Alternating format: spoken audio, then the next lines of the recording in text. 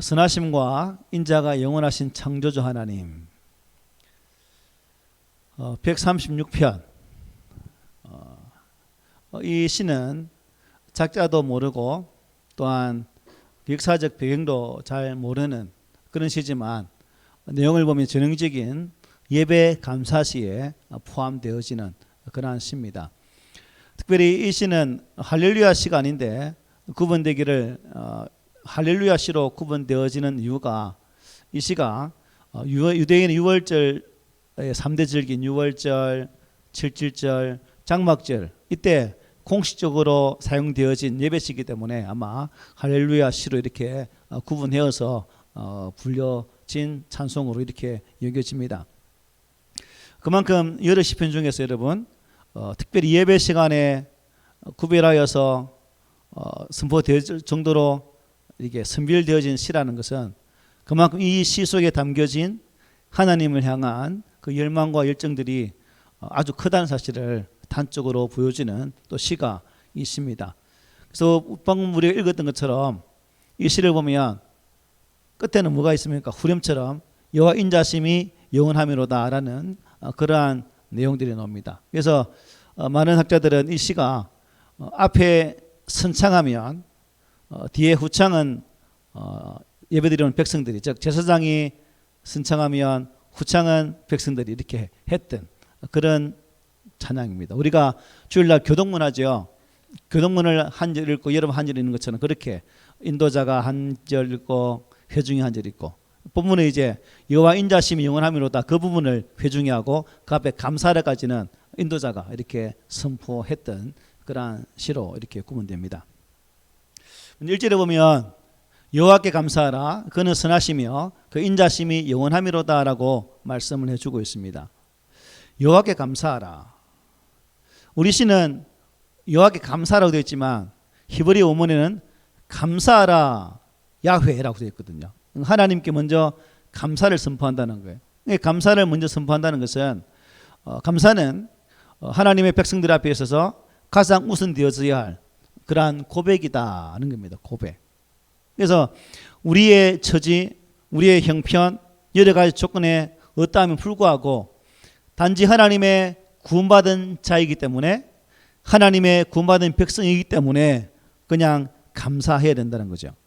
어떤 이해타산이나 나의 욕심이나 나의 소망이나 내 삶에서 이루어져야 할 그 모든 것을 다 제껴두고 오직 하나님께서 나의 아버지 되신 그 사실 앞에 그 하나님이 우리를 인도하신다는 그 사실 앞에 감사하자고 시인이 먼저 이렇게 고백을 하고 있는 거죠. 그래서 그런 의미에서 기본적으로 감사는 조건이 아니다 라고 말할 수 있죠. 만약 우리가 감사가 여러분 어떤 조건에 따라 감사가 된다면 어떤 조건에 채워지지 않으면 그 조건에 충실하게 체험이 없다면 그러면 감사하지 않을 것이고 결국 감사하지 않는다는 것은 그 입술 속에 불평이 있을 수 있는 것이고 원망이 나올 수밖에 없다는 거예요. 생각해 보십시오. 저나 여러분이 하나님의 구원받는 백성으로서 어떠한 조건, 어떤 환경을 떠나서 시는 찬양하라고 감사라고 했는데 만약 조건적 감사에 치우쳐 산다면 우리의 구원받음이 하나님이 우리를 택하시고 우리를 지으셔서 참 좋았다라고 고백했던 그 우리 인간의 모습이 과연 하나님 앞에 합당한 것인가 라고 따져보았을 때 그렇지가 않다는 거예요. 그런 의미에서 성도는 어떠한 형편에 따라 조건에 따라 감사하는 것이 아니라 조건을 초월해서 하나님 앞에 드려야 되어지는 감사가 있어야 된다는 것입니다. 내 가정에서 기도하는 가운데에 하나님이 채우시면 그것 또한 감사하겠죠. 또한 기도했음에도 불구하고 채워지지 아니할지라도 하나님께서 내 기도에 새롭게 은혜로 채워가실 그 손길을 기대하면서 감사하는 것이 더 온전한 감사의 모습이다 하는 것입니다. 그래서 우리 꿈 있는 교회 성도들이 항상 그 주님의 은혜를 기억하면서 주셨기 때문에 감사하는 것이 아니라 나의 존재로 나의 존재 그 자체만으로도 기뻐하고 감사하는 그러한 성숙한 믿음을 가진 성도가 된다면 그분이 서 있는 그 자리가 바로 천국의 삶을 살아가는 그러한 자리가 될 수 있겠죠. 그래서 시인이 시편 50편 23절을 고백합니다. 감사로 제사를 드리는 자가 나를 영화롭게 하나니 그의 행위를 옳게 하는 자에게 내가 하나님의 구원을 보이리라. 하나님께서 그러한 자에게 구원의 은혜를 보여주신다라고 말씀을 하고 계십니다. 그래서 이 사실을 기억하고 환난과 고통의 순간에도 정말 맹렬하게 나의 원수가 내 삶 속에 막 달려온다 할지라도 산한 사자처럼 나를 막 삼킬 듯이 달려온다 할지라도 그 속에서도 좌절하지 않고 감사하며 하나님을 찬양할 수 있는 우리 모두가 되시기를 축복합니다. 아멘. 그런데 이제 우리 여호와께 감사할 앞에 이 말씀을 보면 감사하라 그는 선하시며 인자심이 원하며 되어 있죠. 근데 원문에는 왜냐하면 여러분 감사하십시오. 왜냐하면 하나님의 자비 그 인자심이 영원하기 때문입니다 라고 고백하고 있습니다. 하나님의 사랑이 끝이 없다는 거죠. 여러분 자비 헤세드입니다. 구약에서 이 헤세드라는 사실은 너무나 소중한 단어이기 때문에 구약 신학을 설명함에 있어서 이 자비라는 단어를 빼놓고는 설명할 수 없다는 거예요. 창세기부터 또한 요한계시록까지 모든 하나님의 역사와 섭리하심 은혜를 보면 이 자비하심 은혜가 계셨기 때문에 이스라엘 백성들이 하나님 인도하심을 받을 수 있었던 것이고 그들이 수많은 곡절 많은 삶을 살지라도 하나님은 그들의 걸음을 인도해 주셨다는 거예요. 그 인도하심의 이유가 무엇입니까? 자비가 풍성하신 하나님, 그 자비 하나님이 있었기 때문에 그랬다 하는 것입니다. 여러분 이스라엘 백성들이 선택받은 것은 어떻습니까? 그들의 우월한 유전자 때문입니까? 아니면 그 민족이 다른 민족보다 하나님을 아주 월등하게 잘 섬겨서 그렇습니까? 결코 아니죠. 지들이나 우리나 어떻게 똑같다. 똑같아요. 똑같아요. 하지만 하나님은 그 똑같은 인간이지만 똑같은 사람이지만 그들을 뽑아서 선택하셔서 하나님의 백성으로 삼으시고 그 뽑은 민족을 하나님께서 약속하신 당신의 땅에 두게 하셔서 당신의 나라를 만들기 위한 위대한 계획이 계셨기 때문에 그 민족을 선택하시고 가나안 땅을 예비하시고 그들을 살게 해주셨다는 거예요. 결국 이 말씀을 오늘 이 시대에 나의 삶과 빗대어 보면 어떻습니까? 그 하나님의 위대하신 자비하신 은혜가 내게도 임했는데 우리 각자의 심령을 보면 마음에 안 드는 거 많잖아요. 내가 다 마음에 들어요? 아니죠. 강 집사님 제가 다 마음에 안 들죠? 저 집사님 내 마음에 다 안 들죠? 솔직히 고백하기 솔직히 머리 굴리지 말고 머리 굴리는 소리 들려 지금 팍 돌아가는 소리가. 왜 물었냐면 우리도 보면 우리 각자를 살피면 이스라엘 백성과 똑같다는 거예요. 어느 이리 봐도 이리 어와동동 내 사랑 이리 봐도 내 사랑 보면 이게 사랑이 아니라 이리 봐도 못났고 저리 봐도 못났는데 그럼에도 불구하고 나를 자녀 삼으신 그 하나님의 사랑의 자비가 놀랍다는 거예요. 이 사랑 때문에 이 자비하심 은혜 때문에 우리가 지금 살아가고 있다는 사실입니다. 때문에 우리가 그 사실을 항상 생각한다면 하나님의 사랑은 특별한 거야. 하나님의 자비하심 은혜는 영원하신 거야 라는 그 사실을 우리 머릿속에 확 각인시켜서 도장을 탁 찍는 것처럼 딱 찍어서 살아가면 참 얼마나 좋을까. 그런 각인이 꽉 잡혀 있으면 우리 생활할 때 살아가는 삶의 자리에서 어떻습니까? 아, 그렇지. 나 하나님의 사랑 받는 사람이고 하나님의 자비하심 은혜를 받은 사람이지. 내 말 한마디, 행동 한마디, 하나하나 또한 말투를 하는 게 한 개 하더라도 어떻게 해요? 골라서 할 수 있다는 거예요. 골라서. 그래서 억지로라도 우리는 주의 말씀으로 훈련되어져야 되는 것이고 하나님 말씀의 그 은혜 속에서 내 머릿속에 하나님의 자비하심을 각인시켜서 내 삶의 자리에 항상 그것을 기억하며 살아간다면 결국 못난 나일지라도 나를 사랑하신 그 하나님을 어떻게 해요?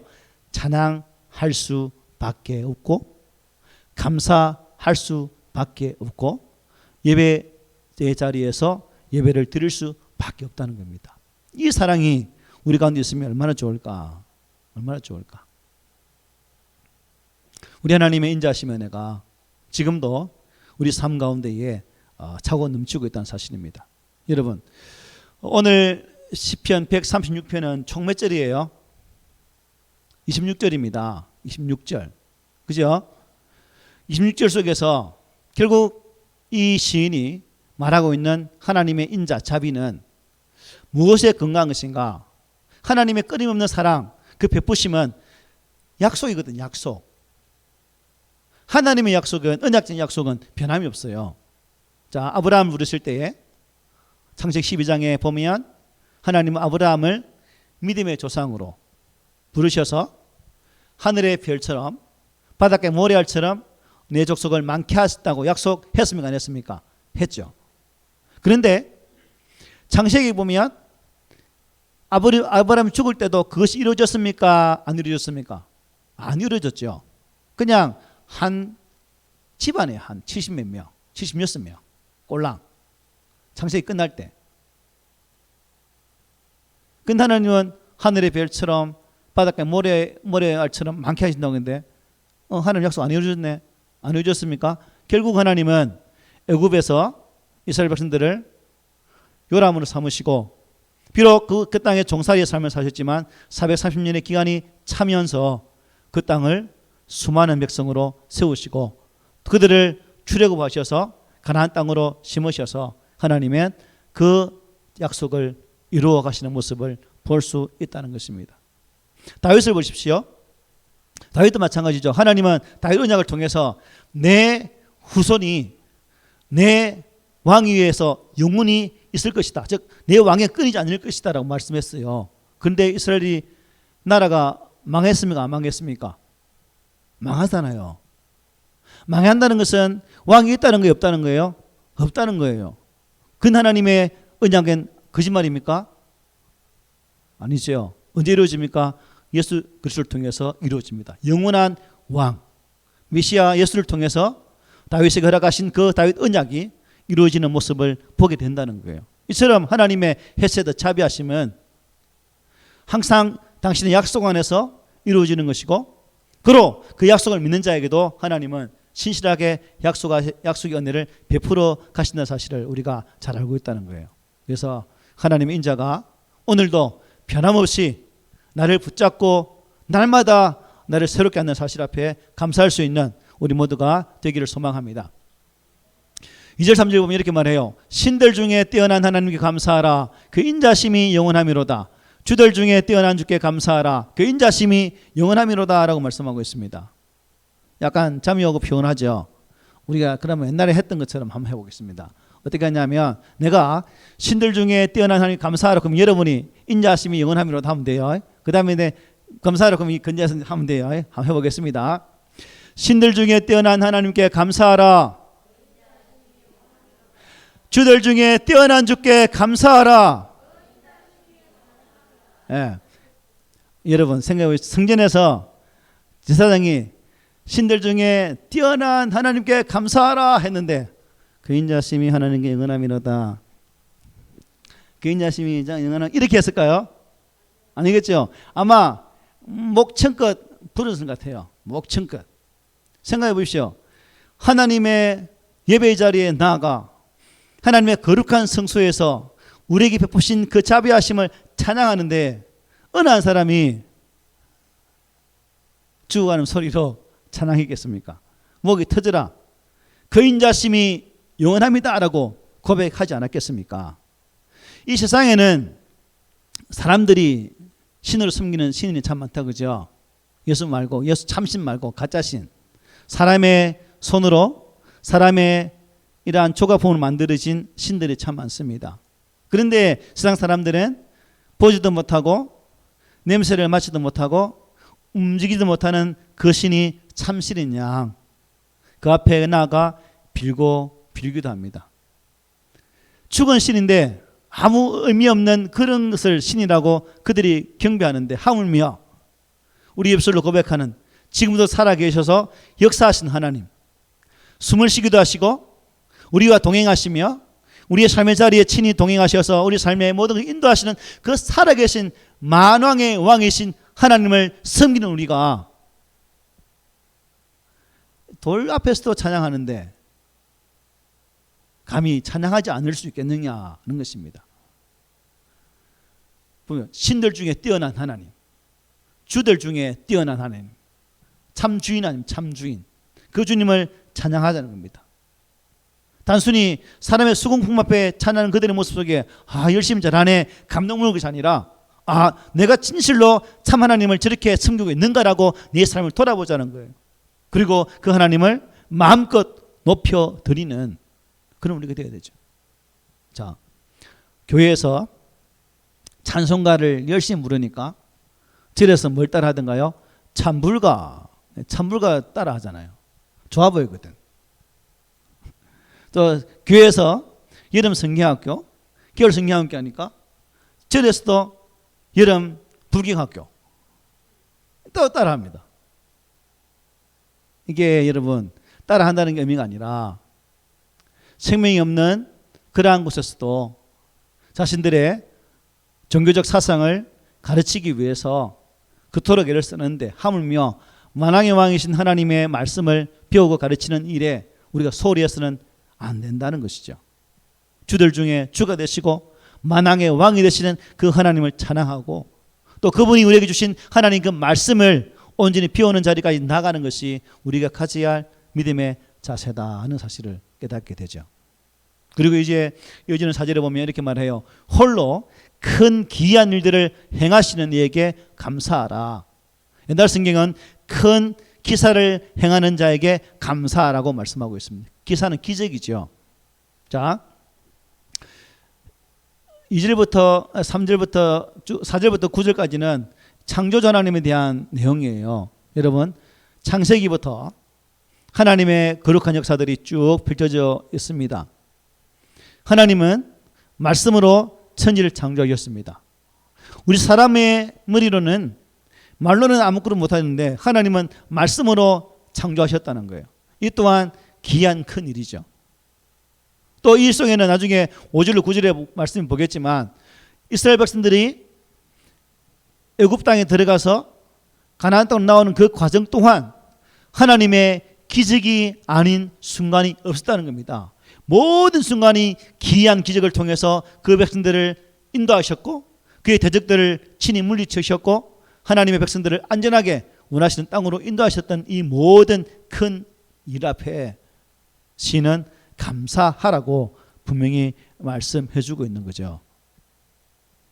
우리는 오늘날은 이제 말씀 시대이기 때문에 성령 시대이기 때문에 구약의 때처럼 또 예수님이 친히 오셔서 기적을 행하셨던 그러한 기적의 일들은 많이는 볼 수 없습니다. 하지만 그것이 보여지지 않는다고 할지라도 우리가 하나님은 없다라고 말하면 안 된다는 거죠.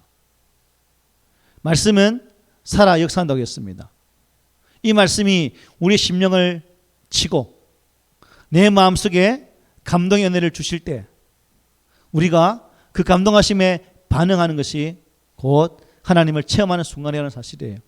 그래서 말씀이 내 심령을 울릴 때마다 참 우리가 감사하면서 또한 내 삶 가운데에 역사하시는 그 주님을 찬양할 수 있도록 그 기이한 큰 일을 행하시는 그 주님이 구약 때만 행하시는 것이 아니라 오늘 이 시간에도 나를 부르셔서 영원히 죽을 수밖에 없는 나를 십자가를 통해서 구속을 완성하신 주 예수를 믿게 하심으로 말미암아 하나님의 자녀 삼으신 이 놀라운 기적, 이것이 내게 임했다는 사실 앞에 우리는 감사해야 된다는 거예요. 예수 믿는다는 것 항상 강조하지만 여러분 쉬운 일일까요? 어려운 일일까요? 우리는 앉아있으니까 아이고 예수 왜 못 믿냐, 예수 좀 믿어라 주변 전도하지만 안 믿는 사람은 예수 믿기 그리 힘들어요. 결국 쉬운 일 아닙니다. 이 어려운 일이 내가 믿잖아요. 이 힘든 일이 내 입술로 고백되어졌잖아요. 이게 뭐예요? 기적이라는 거예요. 기적. 그래서 여러분 기적은 먼데 찾지 마시고 누굴 보라? 내를 보라. 아이고 네 꼬라지 보니까 하나님이 살아있네. 이런 내부를 보면서 하나님 살아계시는 봐야 된다는 거지. 나를 보면서 나 같은 것도 하나님 구원해 주셨는데, 나 같은 것도 구원하셔서 하나님 자녀 삼아 주셨는데, 나 같은 것도 구원해서 장차 저 하나님의 나라를 이어받을 상급자 삼으셨는데 하나님 그저 감사합니다 라고 고백해야 되는 게 당연하겠죠. 그죠? 강님생 맞죠? 대답 안 하시네. 아닌가 봐. 맞죠? 네. 입에 풀칠을 하셨나. 예수님 말씀하십니다. 수고하고 무거운 짐진 자들아 다 내게로 오라. 내가 너를 어떻게 한다고요? 쉬게 하리라. 인생의 여러 가지 어려움들을 내 혼자 지고 꾸역꾸역 걸어가는 인생은 가장 은혜 있는 인생입니다. 하지만 주신 말씀처럼 우리 인생의 모든 짐들을 누구에게요? 예수님께 맡길 수 있는 그런 자가 지혜로운 자요. 또한 하나님의 은혜를 간직할 수 있는 자라는 사실을 잘 말씀해 주고 있죠. 그래서 우리 안에 이러한 일들을 행하는 그런 복이 있기를 주 이름으로 축복합니다. 끝으로 이제 5절부터 9절 다 함께 읽어보겠습니다. 시작. 지혜로 하늘을 지으신 이에게 감사하라. 그 인자심이 영원하미로다. 땅을 물 위에 펴신 이에게 감사하라. 그 인자심이 영원하미로다. 큰 빛들을 지으신 이에게 감사하라. 그 인자심이 영원하미로다. 해로 낮을 주관하게 하신 이에게 감사하라. 그 인자심이 영원하미로다.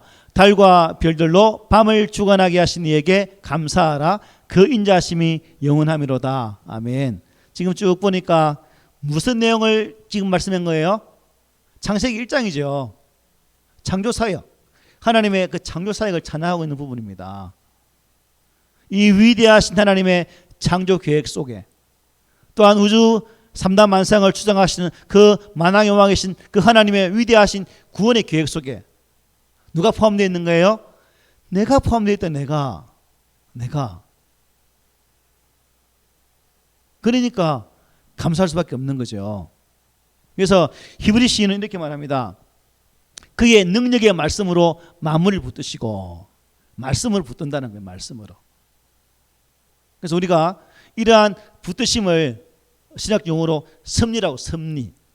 하나님이 택한 자녀들에게 역사하셔서 이 모양 저 모양으로 인도하시고 우리 안에 좋은 길을 열어가신 그 하나님을 시인은 항상 찬양하자고 이렇게 고백하고 있습니다.